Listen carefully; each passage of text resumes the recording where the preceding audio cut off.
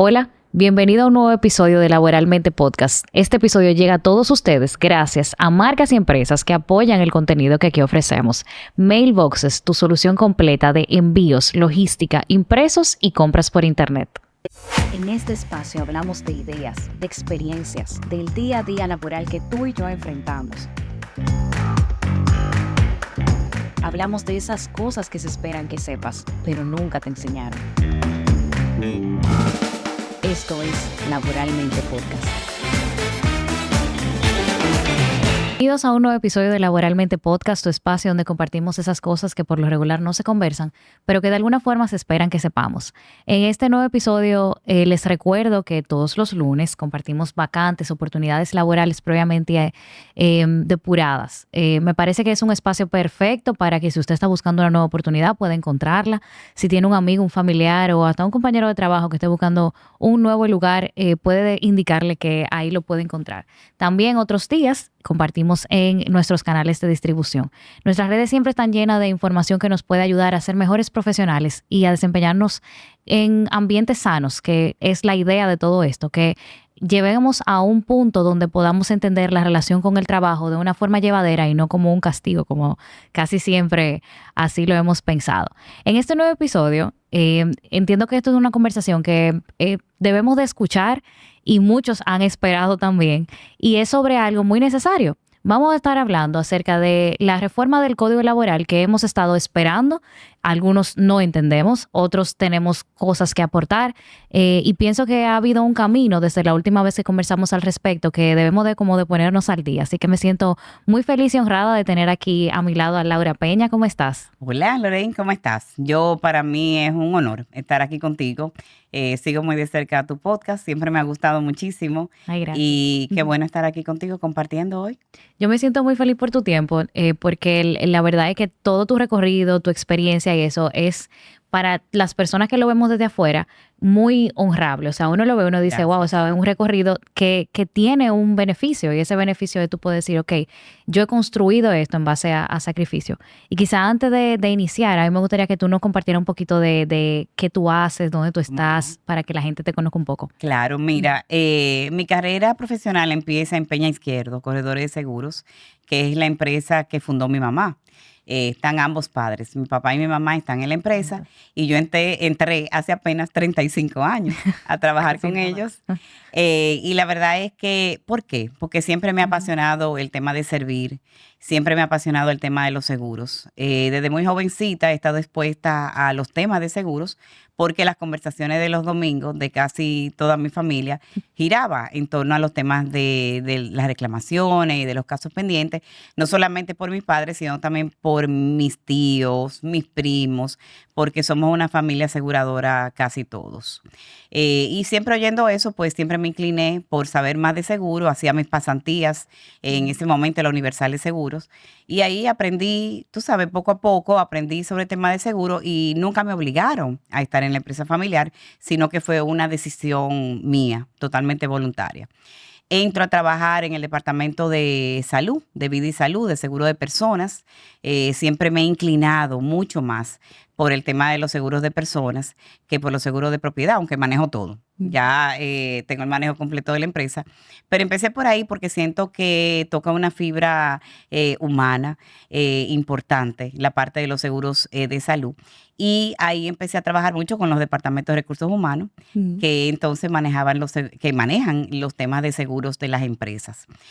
Por ahí quizá entra mi conocimiento más que nada de cuáles son esos beneficios a los cuales acceden los empleados, qué le ofrecen las empresas, y por ahí empiezo incluso a dar charlas en hoteles, en empresas, sobre la cobertura de seguro médico, y tengo esos acercamientos con los departamentos de recursos humanos. O sea que fíjate, como algo que empecé a hacer muy jovencita, no sabía que iba a repercutir en lo que estoy haciendo hoy en día en Copardón, que tiene que ver precisamente con temas laborales y de seguridad social. Entonces, luego de que terminé, yo estudié administración de empresas en UNIBE. Cuando terminé de estudiar en UNIBE, pues decidí ya que definitivamente me gustaba mucho el tema del seguro y quería especializarme. Yo quería buscar una manera de aprender seguros ya de una manera teórica, no por el día a día, sino realmente aprender de los libros, aprender de dónde nace el seguro, por qué el seguro, cuál es la base técnica del seguro. Entonces ahí conseguí una maestría de seguros en la Universidad de Hartford, Connecticut. Connecticut fue la capital del seguro en Estados Unidos. Y ahí pues están radicadas las más importantes compañías de seguro, sus sedes de Estados Unidos. Y eso me atrajo muchísimo. La visité, la universidad, vi el pensum, me encantó. Y pues sometí mi solicitud. Empecé aquí una maestría en finanzas y en lo que estaba haciendo la maestría, pues me confirmaron que había sido aceptada y salí feliz a incursionar en esa maestría que tanto me llamaba la atención. Ahí duré un año. Y luego regresé y me incorporé entonces nuevamente a Peña Izquierdo, Corredores de Seguros, con nuevos conocimientos, con más base, con más madurez y firmeza en mis posiciones sobre temas de seguro. Y ahí pues tomé más rienda en la empresa porque en ese momento mi madre, Alexandra Izquierdo, sale entonces a su carrera política. Entonces nos quedamos mi papá y yo en la empresa y o sea que vino como anillo al dedo el hecho de que yo haya hecho una carrera de seguro porque eso le daba más peso a que yo me quedara en la empresa y asesorar a los clientes y demás. O sea, tenía más base para trabajar en seguros. Desde que llego entonces entre Ángel.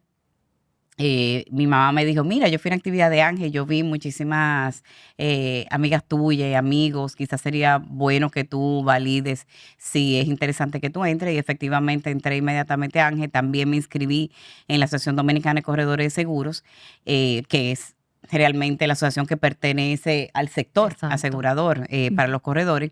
Y ahí empecé a incursionar en lo que es el Comité de Educación. Igualmente en Ángel. Entré a la Comisión de Educación, porque te dan una opción de entrar a cualquier comisión si quieres hacer un trabajo un poco más activo.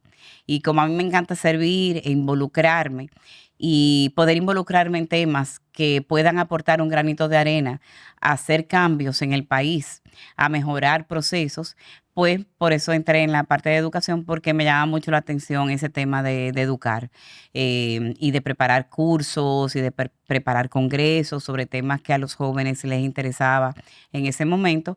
Y ahí hice mi carrera y llegué a ser presidenta de Ángel. Fui presidenta de la Asociación Dominicana de Corredores de Seguro primero.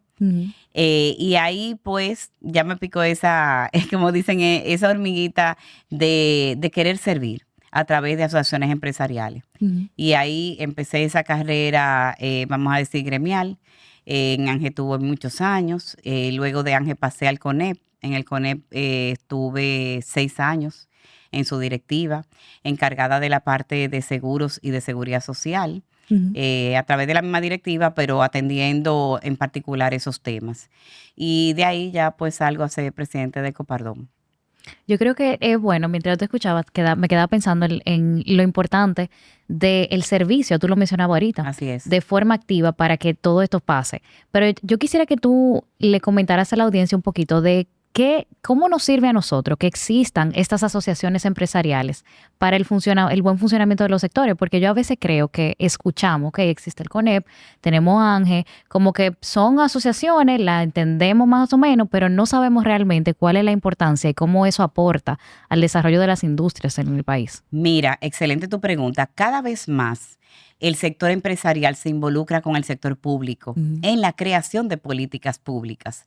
Fíjate que hay muchas alianzas público-privadas y cada vez más se ha dado la tarea de involucrar al sector empresarial. ¿Por qué? Porque el sector empresarial es el motor de la economía y el Estado provee los mecanismos para que podamos hacer empresas, para que podamos tener empresas privadas que muevan la economía y el crecimiento. Entonces tenemos que trabajar en conjunto porque el Estado es el que crea estas políticas públicas, es el que hace las leyes a través del Poder Legislativo, pero si no tiene el input del sector empresarial y de los diferentes sectores de lo que necesitamos, pues es difícil tú someter un proyecto que realmente nos sirva.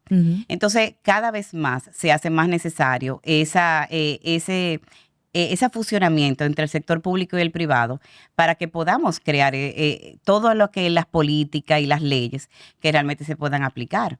Entonces, desde Ángel, Ángel tiene dos vertientes. Ángel tiene una vertiente donde tú aprendes como joven empresario de diferentes temas, de educación, de temas sociales, económicos, de justicia, de sostenibilidad. Y al mismo tiempo que vas aprendiendo, pues te vas involucrando en cuáles son esas necesidades que tienen esos empresarios y se le manifiestan al gobierno Ujú. para que se puedan aplicar. Exacto. Recuerdo que cuando fui presidente de Ángel, yo fui presidente en 2013, pero ya en el 2012, que fue aprobado el 4% para educación, Ujú. Ángel fue abanderado de que se cumpla la ley 6697 para que se aplique el 4% a la educación.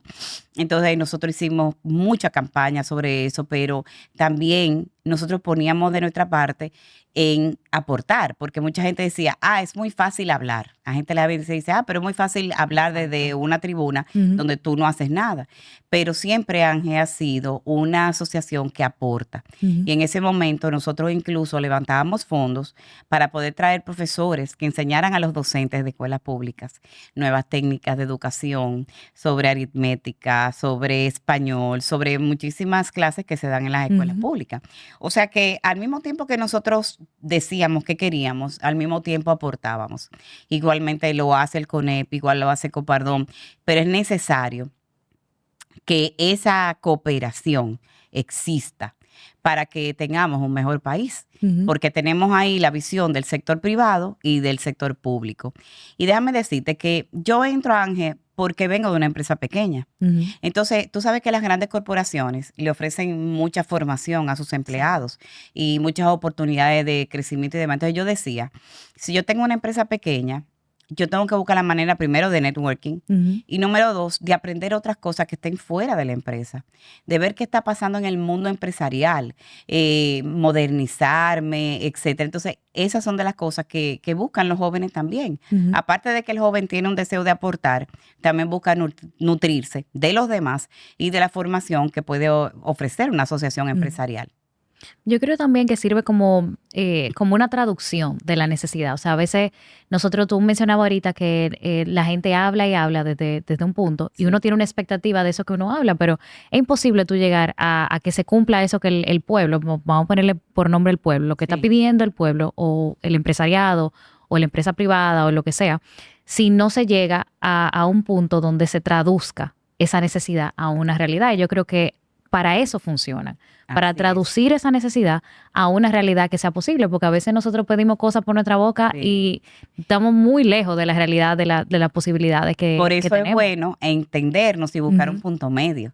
Exacto. Porque lo que tú dices, a veces Ujú. nosotros queremos algo y el gobierno te abre los ojos y te dice, mira, este es el presupuesto que hay. Exacto. Hasta aquí podemos llegar. Ujú. Entonces ahí tú buscas un punto medio de entendimiento y dices, bueno, pues entonces vamos a hacerlo de esta manera. Y es Exacto. un trabajo realmente muy bonito porque es trabajar para el país. Es trabajar por tener más crecimiento económico, Ujú. defender la libre empresa, defender la seguridad jurídica, el Estado de Derecho. Todo eso es importante en Ujú. cualquier sociedad, no solamente en República Dominicana. Al final eso es comunicar de forma correcta. Así Es mismo como es. lo pondría. Tú sabes que mucha gente todavía no entiende por qué estamos escuchando tanto el tan necesario cambio o reforma en el Código Laboral. Sí, Mucha gente entiende que sí, que es necesario, otras personas simplemente no les interesa, no les afecta, pero ciertamente tenemos un código que a pesar de que ha sido muy bueno y tiene muchas sí, bondades y se ha adaptado, independientemente de la fecha de su concepción, se ha sí. adaptado en el tiempo, tiene muchas oportunidades de mejora y eso es lo que Así. se viene a buscar con todo este tema de la reforma. Y yo sé que mucha gente escuchando dice, ok, se han dado conversaciones de todo tipo. La gente escucha simplemente reforma código laboral y lo traduce como cesantía se queda o se quita. Y se queda hasta ahí el conocimiento. Y tú sabes que ese tema de la cesantía, a mí no me gusta mucho tocarlo aquí, porque yo tengo una postura que quizás se necesitaría sentarse a conversarla un poquito para que la gente pueda entenderla. Ujú. Y siempre me da mucha risa porque la gente escucha la palabra cesantía y ya se puso el guante. Sí. O sea, tú no has terminado de Sí. decir lo que tú ibas a decir y ya se pusieron pone el actitud de guante. pelea. Exacto. Sí. Y realmente para mí eso no, tiene un propósito vacío, porque la idea no es pelear, sino que lleguemos a un punto de acuerdo, que entendamos qué es lo que sucede o entender qué significa. Entonces a mí me gustaría que que tú nos, desde tu postura, ¿por qué tú entiendes que es necesario una reforma en el Código Laboral que nosotros ahora mismo tenemos y que de alguna forma nos sirve? Vamos a hacer un poquito de historia. Ujú. En el año 2013, el presidente Danilo Medina crea una comisión especial tripartita para analizar la reforma del Código Laboral que tanto había solicitado el sector empresarial. Ujú. ¿Por qué el sector empresarial solicita esto? Sí, como tú bien dices, es un código que nos ha dado mucho apoyo a las empresas para llevar una relación armoniosa con los empleados. ¿Y qué pasaba en ese momento? Bueno, se había aprobado, se había promulgado la Ley de Seguridad Social. Ujú. Bueno, ya eso o sea, en el 2001. Entonces, la Ley de Seguridad Social es una conquista social, ciertamente, del trabajador dominicano que viene a llenar un espacio con protección social. ¿Qué viene a traer? Protección en riesgos laborales, en salud y pensiones. Ujú. Entonces, se hacía necesario adaptar el Código Laboral a la realidad de que ya había una ley de seguridad social que de alguna manera afectaba esa ley 1692 del Código Ujú. Laboral. Eso por un lado. Número dos, también modernizar el Código Laboral, porque el año 92, la situación del año 92 Claro. del país no Ujú. es la situación ni del 2013 y mucho menos la de hoy del 2025. Nada más es suficiente con tu ver una foto del país en el 92 y tu ver una foto del país ahora. Tú ves gran crecimiento estructural en el país, Ujú. grandes torres, grandes empresas, empresas que no existían en el año 2000, en el 1992. Hay Ujú. muchísimas más empresas de servicios, muchos tipos de negocios que no existían en ese momento y que es necesario que una ley laboral se adapte para la realidad de los empleos que existen hoy en República Ujú. Dominicana. Entonces, cuando se puso sobre la mesa el análisis de esa ley en ese momento, pues esa comisión rindió un informe en el 2014, al año de haberse conformado esa comisión, y luego de eso, pues se llevaron a cabo diferentes, vamos a decir, discusiones Ujú. sobre la reforma en INTEC. Hubo conversatorio en el 2018, en el 2019. Se retoma este conversatorio en el Consejo Consultivo del Trabajo, que opera en el Ministerio de Trabajo, a partir del año 2021 con el ministro de Trabajo, Luis Correcto. Miguel de Camps, Ujú. que ya en ese momento él pues llevaba a cabo estas reuniones y la verdad que tengo que decirte que nos sirvió de mucho consenso, nos ayudó Ujú. a llegar a los consensos que tenemos hoy en día en el Código Laboral, en el anteproyecto que se presentó. Ujú. Entonces, ¿qué nosotros buscábamos con esto? Número uno, el clamor del sector empresarial es disminuir los costos laborales. Cuando tú tienes una aprobación de una ley de seguridad social que te representa un 21% de costo de nómina, donde de ese 21, el 1% es riesgos laborales y lo asume la empresa completamente. Ujú. Del 20 que queda salud y pensiones, la empresa aporta un 70%. Entonces, ahí viene una nueva carga laboral para las empresas bastante onerosa. Entonces, ¿qué pasa? En la Ley de Seguridad Social, la 8701, en el artículo 50, se establece que se iba a crear un seguro de desempleo. Ese seguro de desempleo, la idea era sustituir la cesantía, Ujú. porque la cesantía es una indemnización de la cual te voy a decir que estoy de acuerdo que exista, Ujú. porque la indemnización por una decisión unilateral de la empresa Claro. de retirar a un empleado Ujú. de la empresa. Tú tienes que indemnizarlo porque tú has tomado esa decisión de manera unilateral, ese empleado no se lo esperaba y Ujú. ese empleado tiene que buscar trabajo. Entonces, mientras tanto, tiene que subsistir. Exacto. Entonces, por eso existe la cesantía, para que ese trabajador maneje Ujú. un dinero en lo que busca trabajo que le puede tomar unos cuantos meses. Ujú. Entonces, ¿qué sucede? Que al tú incorporar la ley de seguridad social, donde ya tú tienes un plan de pensiones, también entonces este empleado está aportando para su futura pensión. La cesantía existe en el Código Laboral, no solamente para indemnizar al empleado que la empresa decide retirar unilateralmente, sino que también servía para pensionar a ese empleado que llegaba al final de su vida productiva. Ok. Pero ¿qué Ujú. sucede? Ya tenemos incorporado en la ley un plan de pensiones que no Ujú. existía en el 92. Entonces mucha gente me dice, sí, Laura, pero eso no, realmente eso no me va a servir para pensionarme. Pero sí el empleado cuenta con un fondo, cuenta con un dinero, que es la cuenta de capitalización individual, donde va a acceder cuando decida retirarse de la empresa. Con esa CCI, como le llamamos, ese empleado va a poder o adquirir un retiro programado a través de la AFP o comprar una renta vitalicia. Una renta vitalicia es que tú vas a la compañía de seguro con lo que tú tienes acumulado en tu cuenta de capitalización individual y le dices, compañía de seguro, tengo esta cantidad de dinero y me quiero retirar. Calcúlame cuánto sería una pensión vitalicia con el dinero que yo tengo. Ese empleado va a tener esas dos opciones en un momento dado. Pero ¿qué pasa? Que cuando hoy en día tú calculas cuál es la tasa de reemplazo es con cuánto yo me puedo retirar en proporción de lo que es mi salario. La tasa de reemplazo puede ser más o menos, si tú lo calculas general, entre todo lo que aportamos, un 28, un 30%, podría llegar a un 40%. Entonces la gente dice, pero yo no puedo vivir con un 40% de mi último salario. El problema es que ese cálculo se hace tomando en cuenta todas las cuentas y todas las personas que aportamos.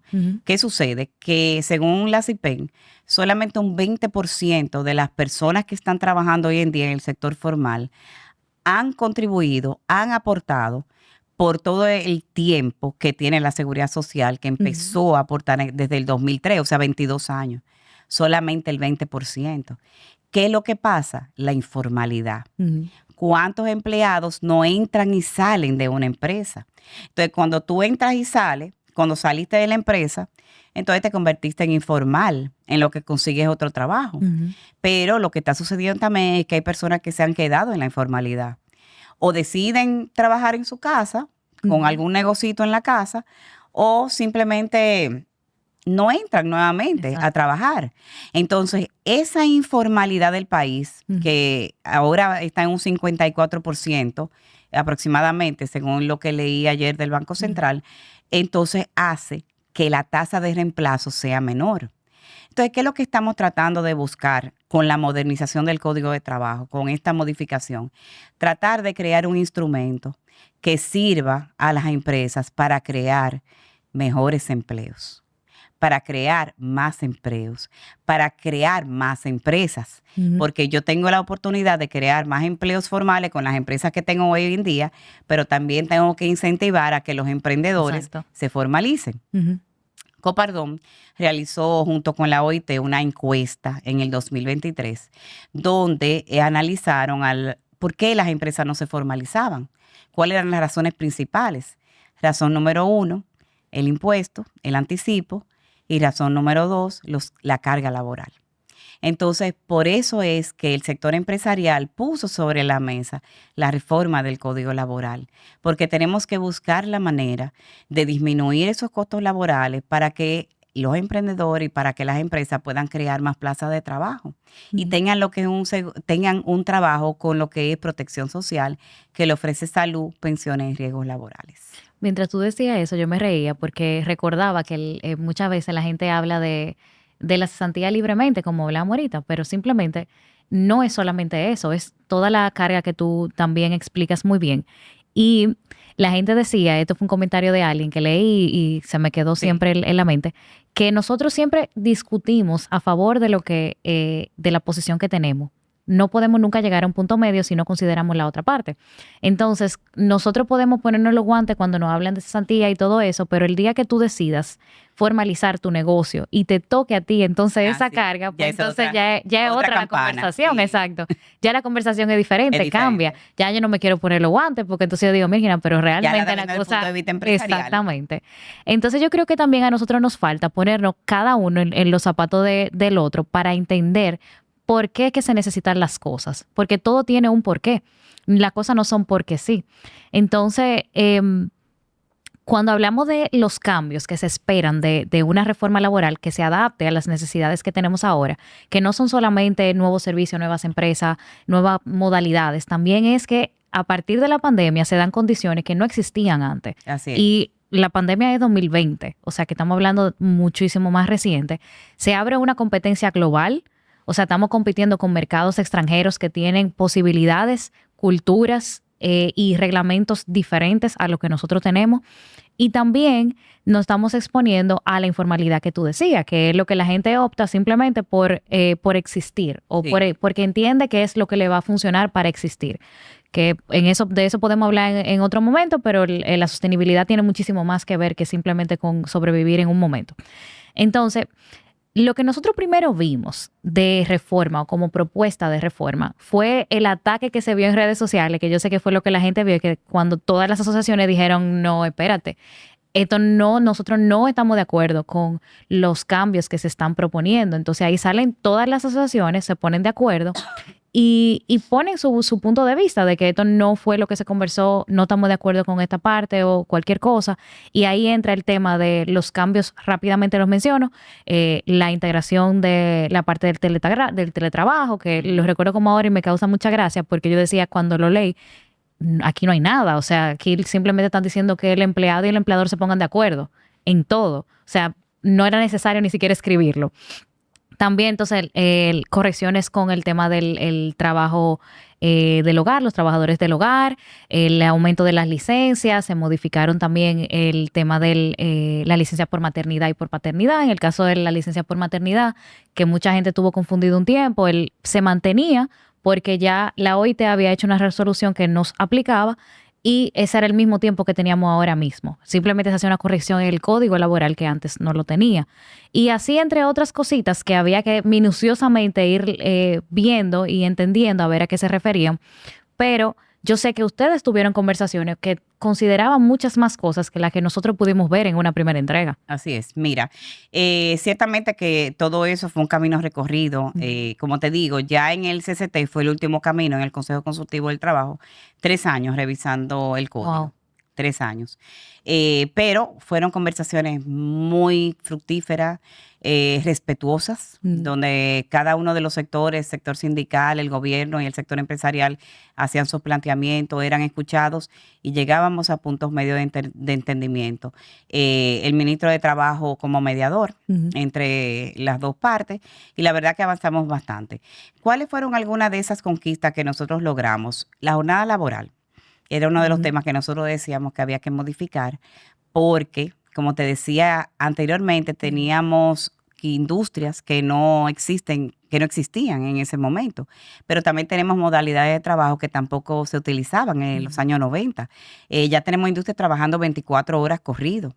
Quizá en el año 92 habían quizá muy pocas empresas o industrias que trabajaban 24 horas corrido y que tuvieran 3 turnos de trabajo. Entonces es necesario legislar en relación a cómo es la relación obrero-patronal en ese aspecto. Entonces, ¿qué nosotros necesitamos? Introducir jornadas laborales que en algunas empresas se usan hoy en día sin el respaldo de una legislación. Que se pueda trabajar con rutinas que son modernas, como el 4x4, el 4x3, donde el empleado trabaja 4 días a la semana y se va 3 días completos de descanso. Eso se usa mucho en la minería, se usa mucho en la hotelería porque los empleados trabajan fuera, lejos de su casa. Entonces es importante que haya una convivencia, porque también de eso uno se tiene que encargar, de que haya un balance entre vida de trabajo y vida de familia, que también es importante para tú tener un ser integral en la sociedad. No es solamente trabajo, sino que esa persona también le dedique tiempo a su familia. Entonces, ya con estos tipos de esquemas de jornadas laborales, donde una de las modificaciones es que la jornada puede ser hasta 12 horas, hoy en día hasta 8 en el código actual, hasta 12 horas sin exceder las 44 horas semanales. Exacto. Porque las 44 no se incrementaron, sigue siendo las mismas 44. Te permite llegar a un acuerdo con el empleado de un trabajo quizá más intenso, pero con más días de descanso. Entonces eso es algo que se lleva a cabo en algunas empresas hoy en día, otras no la hacen porque decían que la legislación no se lo permitía, pues entonces esta legislación sí le va a poder permitir establecer jornadas laborales que sean más modernas y establecerlas de acuerdo a las decisiones que hagan entre el empleado y la empresa, lo que le convenga a ambas partes. Con los temas de procedimientos, que ahí las empresas realmente están sufriendo mucho porque tú sabes que los tribunales laborales están bastante cargados de casos y a veces se toman años trabajar un caso y tener un caso ya resuelto. Entonces ahí se introdujo la figura del juez conciliador. Exacto. que fue uno de los temas que nosotros ahora en este último ejercicio nos habían quitado cuando la Comisión Especial del Senado rindió su último informe. Y ahí entonces nosotros pues tuvimos conversaciones luego de eso porque le decíamos a los senadores que eso había sido una de esas conquistas en el espacio tripartito. Y que claro, ellos tenían la facultad como legisladores de cambiar lo que ellos entiendan, pero que si nosotros podíamos llegar a un acuerdo de que lo que fue tripartito se respetara. Y eso fue un caso que también se rescató nuevamente. La figura del juez conciliador, la conciliación lo que busca es tratar de llegar a un acuerdo antes de ya tú irte a los tribunales laborales, antes de irte a una corte laboral. Y tratar de que, y es obligatoria, en esta reforma laboral es obligatoria la presencia del trabajador, que en el anterior código no. Entonces, ¿qué pasaba? El trabajador vendía su caso. Exacto. Y no se enteraba jamás de qué pasaba con eso. O sea, había un acuerdo donde el abogado laboral normalmente gana más. Que esas son de esas distorsiones que hay en el mercado. Entonces, hoy en día, o sea, ya con el nuevo código, si se aprueba, como lo hemos acordado, el trabajador tiene que estar presente y un representante de la empresa en esa conciliación. Entonces, si nosotros logramos conciliar, que en muchos casos yo estoy segura que se pueden hacer mediante conciliación, tú le estás ahorrando dinero a la empresa, pero también a ese trabajador, que no tiene que esperar 3 y 4 años para que si hay un caso que va a fallarse a su favor, él recibe ese dinero. Exacto. O sea que es una figura interesante de que se incluya para tratar de motivar a que haya más conciliaciones y así descargar esos tribunales laborales de tantos casos que hay. En esta semana, o creo que fue la semana pasada, leí un artículo en el periódico de la cantidad, hacían un recuento de la cantidad de casos laborales que se están manejando en el país y la verdad que el número me alarmó, es un número sumamente alto. Entonces, con los temas de procedimiento también logramos conseguir que cuando hay una sentencia, y la empresa quiera apelar esa sentencia, no tengan que depositar el duplo de la sentencia. Que también se le hacía oneroso, sobre todo a una micro o una pequeña empresa, porque cuando tú querías apelar para someter esa apelación, tú tenías que depositar el duplo de la sentencia, entonces la empresa decía, pero para yo depositar el duplo, entonces yo voy a pagar la sentencia y no me voy a ir a los tribunales a yo apelarla, cuando es su derecho. Entonces se logró que el depósito se haga sobre el monto simple de la sentencia.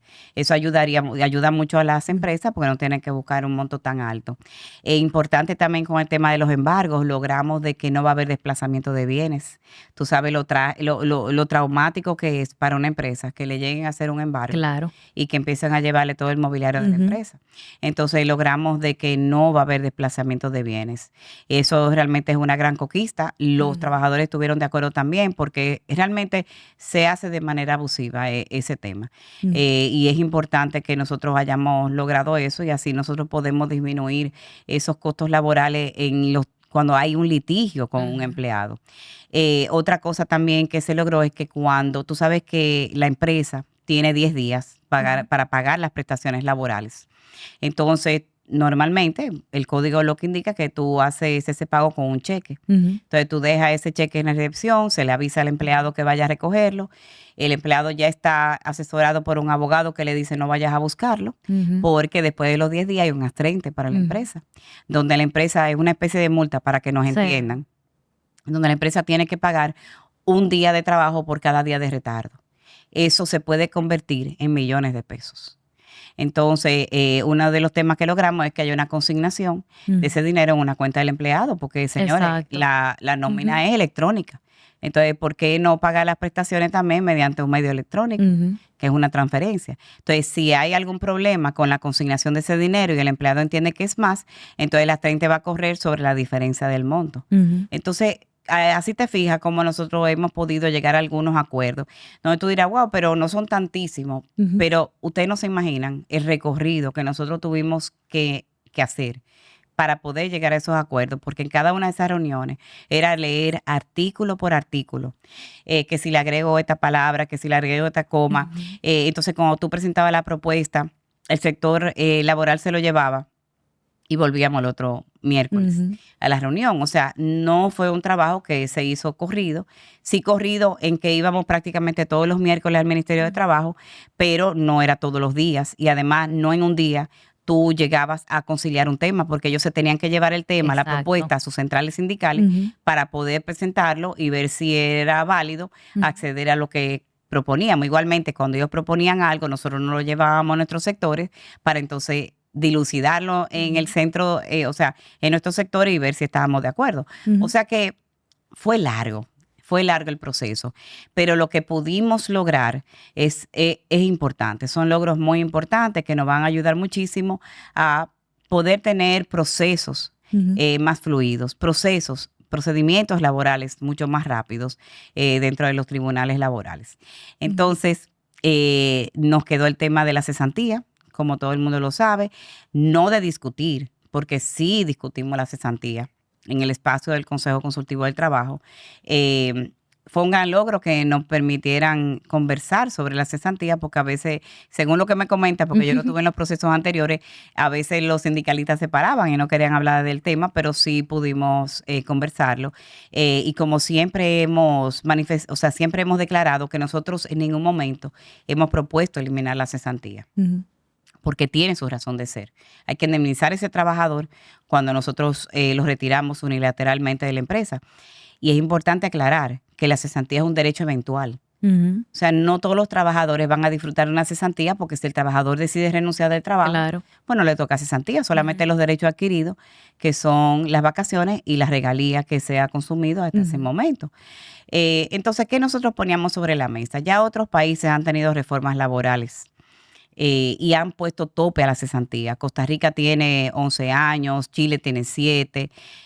Son países que incluso tienen salarios mínimos más altos que nosotros, porque lo que el sector empresarial plantea, si yo logro poner un tope a la cesantía, yo puedo pasar a salario, parte de mi presupuesto.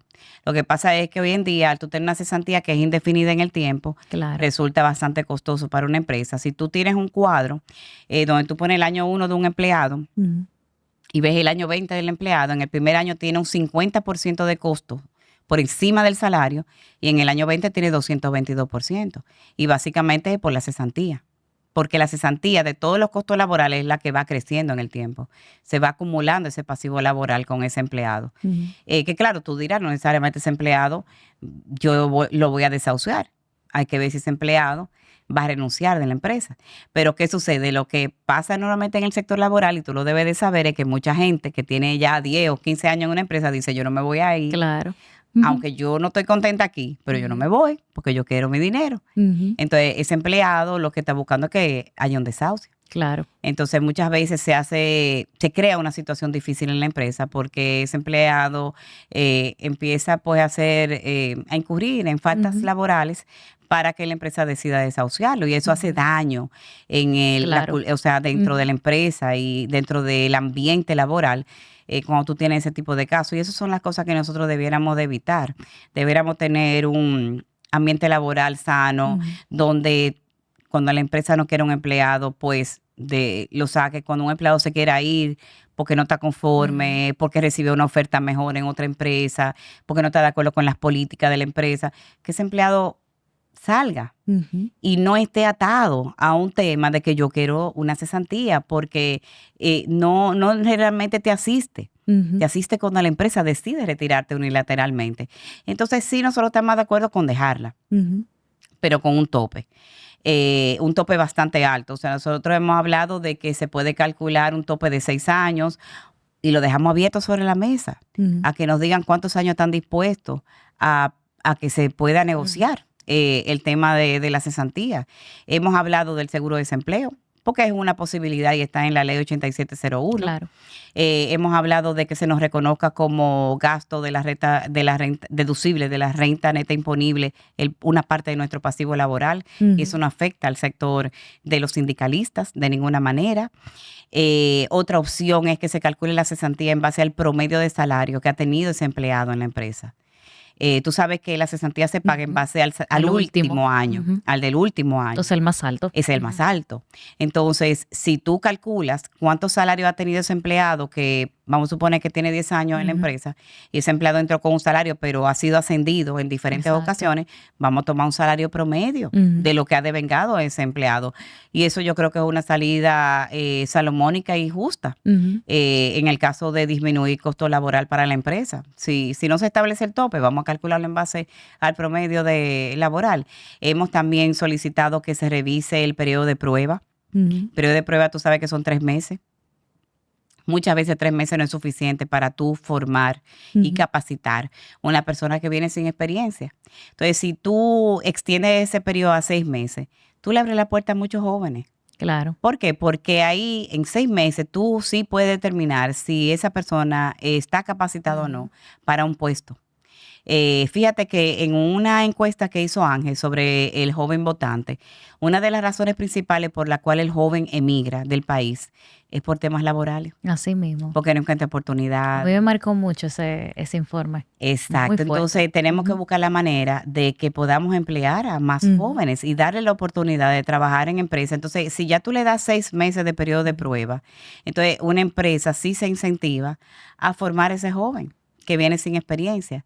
O sea que hay que ver la reforma laboral como una oportunidad de crear un instrumento de incentivo a crear empresas, a crear empleos formales y a seguir creciendo como economía.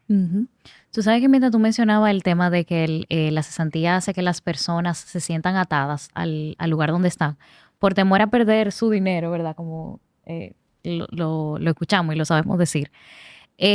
No es solamente la libertad que nos da el salir y entrar de las empresas, sino que hay un punto de vista muy interesante también, y el hecho de mantener a las empresas competitivas. Así es. O sea, si yo tengo la libertad de mover personal, no vamos a decir que en la libertad total que voy a hacer desorden, ¿verdad? Porque la idea también es que las personas permanezcan en la empresa, pero para eso tengo que asegurar que estoy contratando a la persona indicada y eso toma tiempo. Claro. Yo tengo que, como tú mencionabas, tengo que formar a la persona, pero también tengo que conocer a la persona.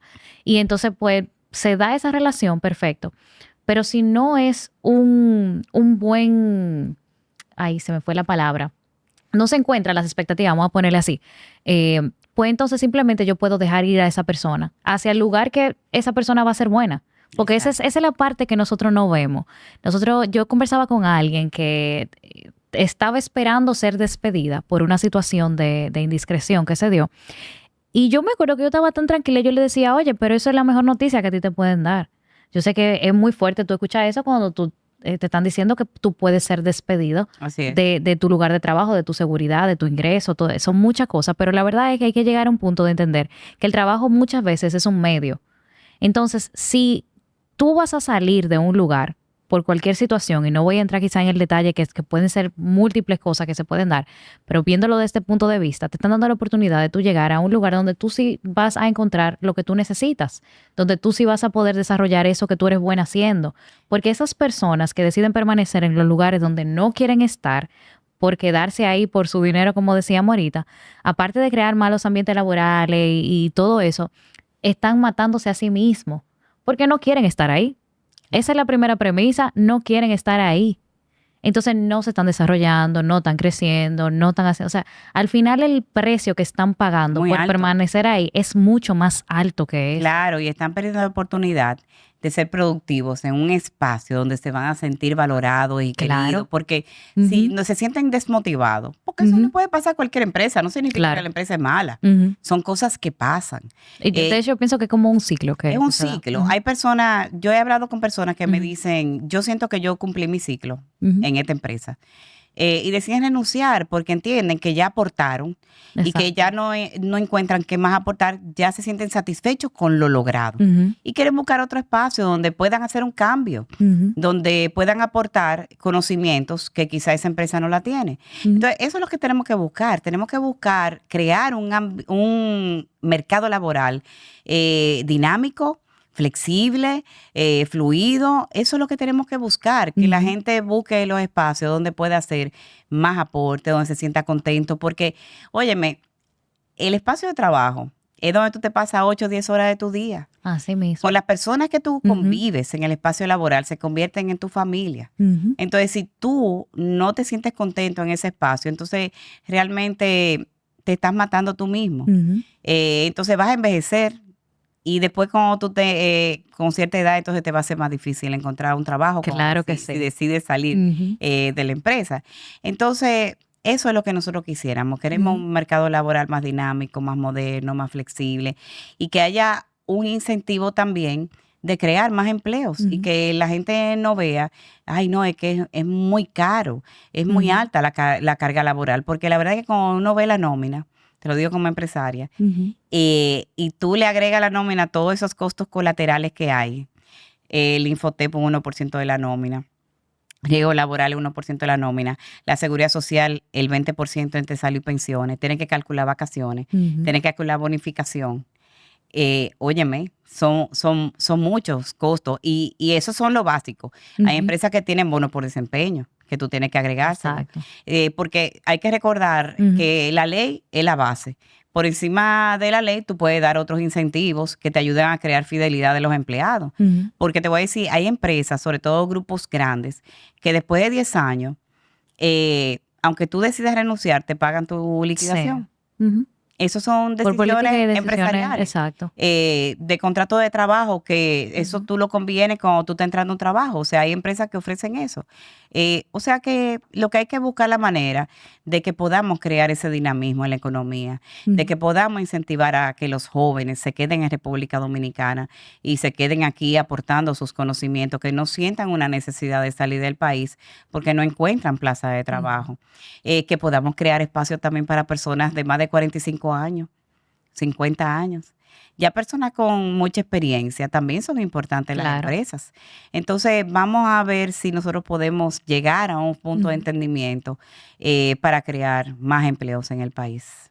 Yo creo que también es que hace falta como entender que los cambios se dan con cosas que suceden alrededor. Nosotros estamos conversando de los cambios directamente al código, que indican comportamiento nuevo, que indican regulaciones nuevas, pero no sucede al mismo tiempo un cambio en la mente de las personas que están recibiendo esto. Entonces nosotros estamos conversando de las cosas que se tienen que dar para que la gente pueda ver el lado positivo o el porqué de las cosas, pero hay un entendimiento que tiene que cambiar en las personas que van a ser afectadas por ese cambio. Eso es así. Y los cambios no son sencillos. No. Entonces, entiendo que es un trabajo que se tiene que dar tanto de manera sistemática como de cambio de cultura. Y esa es la parte más difícil. Esa es la parte más difícil. Qué bueno que tú mencionas eso. La parte de la comunicación interna de las empresas es sumamente importante.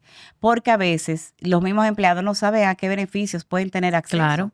Que les asisten esos beneficios hoy en día. Entonces es importante mantenernos comunicándole a los empleados a qué beneficios ellos pueden acceder a través de su seguridad social. Óyeme, la seguridad social, si tú calculas el cambio que ha tenido el país a partir del 2001, es impresionante el crecimiento del país, porque tú tienes que pensar que el ahorro que tiene el país ha servido también, no solamente para que todos los que estamos en una nómina, tengamos una cuenta de capitalización individual, sino que esos fondos se están moviendo en la economía y están ayudando a crear empresas, están ayudando a crear industria en el turismo, en muchísimos espacios que le dan un crecimiento económico al país. O sea, eso hay que valorarlo en su justa dimensión. Hay personas que yo le digo, yo recibo mi estado de mi CCI mensualmente, de mi AFP. Ay, yo nunca lo he visto. Yo, pero ¿cómo va a ser? Tú tienes que pedirlo. Eso llega siempre, tienes que ver, incluso ahora se están hablando de planes complementarios de pensiones que te van a permitir hacer aportes voluntarios. Y esos aportes voluntarios tú vas a poder acceder a ellos de manera completa, porque tú sabes que tu CCI, tú no tienes acceso completo a la CCI a menos que tú hayas entrado tardíamente, después de los 44 años. Si tenías más de 44 años en el 2003, esa persona ha podido retirar su CCI completa. Pero ya los que teníamos menos de esa edad en ese momento, lo que vamos a poder es acceder a una pensión. Entonces, si tú te sientas con tu AFP y te pones a calcular tu pensión y decir, bueno, pero yo no me quiero pensionar con tan poco dinero, pues empieza a hacer aportes adicionales. Si puedes, si tu presupuesto te lo permite, o planifícate para hacerlo en un futuro. Pero ese tipo de de comunicación, ese tipo de formación, hay mucho déficit en ese tipo de información. Incluso es importante que también la gente sepa que dentro del plan de pensiones tiene un seguro de discapacidad y sobrevivencia, que no mucha gente lo sabe. Es un 1% del aporte que hacemos, va directamente a lo que es un seguro de discapacidad y sobrevivencia, que permitiría que si un empleado fallece, su familia pueda recibir una pensión por sobrevivencia. O si tienes una discapacidad, tú puedas recibir una pensión por discapacidad porque no puedes trabajar. Claro. Entonces, todo eso hay que comunicarlo, porque si tú no lo comunicas, mira cómo hay ahí unos listados grandísimos que tienen las AFP de una cantidad enorme de personas que han fallecido y las familias no han ido a reclamar su seguro de discapacidad o su masa hereditaria que está constituida por esa CCI. Entonces, la comunicación es esencial en todo proceso de beneficio para los empleados, ya sea ahora con la reforma del Código Laboral, con comunicar los beneficios de la seguridad social. Todo eso es importante porque muchas personas hablan desde el desconocimiento, o hablan porque alguien me dijo, sin haber leído. Entonces, ahí tú creas las distorsiones. Exacto. Entonces, yo creo que la gente hasta ahora puede decir, ok, entiendo, pero ¿qué pasa cuando, por ejemplo, hubo mucho avance durante un tiempo en esta reforma y en estos cambios? Pasa por la Cámara de Diputados, pasa por la Cámara del Senado y entonces se devuelve. ¿Qué sucede en ese caso? Y creo que bien pertinente porque recientemente entonces se retoma la conversación. Sí, apenas te comentaba que apenas en esta semana recibimos una invitación de la Comisión Especial del Senado, la cual está apoderada. Fue la misma comisión que revisó el Código Laboral cuando se depositó el año pasado, el 10 de octubre. Entonces, esa misma comisión ya se reabre el proceso porque se reintrodujo el anteproyecto. Entonces se reintrodujo a través del Senado. Entonces el Senado nos convocó nuevamente al sector empresarial, también convocó en otra reunión separada al sector de los trabajadores para que si teníamos alguna objeción o si teníamos algún comentario que lo hiciéramos en ese momento. Tengo que reconocer la apertura que ha tenido esta comisión con el sector. Nos ha escuchado, ha tomado nota de todas nuestras observaciones. Nosotros nos hacemos acompañar de abogados laboralistas, conocedores de la materia, técnicamente, porque hay muchas conversaciones muy técnicas que se manejan, pero nosotros pues le dejamos ayer un documento con todas nuestras observaciones. Claro, ya nosotros habíamos hecho un recorrido porque cuando estaban trabajando, antes de empezar esta legislatura, que el proyecto perimió, fue básicamente porque algunos de los consensos que se habían hecho en ese espacio tripartito no se estaban respetando. Entonces, en ese momento, el sector empresarial unificado, tuvimos 2 comunicados en la prensa. Hablando de cuáles eran esos temas que no se habían rescatado. Ahí hablábamos del juez conciliador, se había establecido un tema de que las zonas francas tenían que pagarle de los beneficios a sus empleados, lo cual no procede porque ellos están en un esquema separado, porque ellos no rinden los beneficios aquí. Todo lo que ellos hacen se exporta. Entonces, ellos ahí nos reconocieron que eso no iba en el proyecto, y también analizamos otros temas de procedimientos y demás que sí habían sido consensuados en el espacio tripartito. Entonces ahora nuevamente se introduce el anteproyecto y ya son algunas observaciones así técnicas que nosotros le pasamos el documento ayer y aprovechamos el espacio para nuevamente hablar de cuáles son esas opciones que nosotros presentamos de disminución de costos laborales para el sector empresarial. O sea que sí se ha avanzado.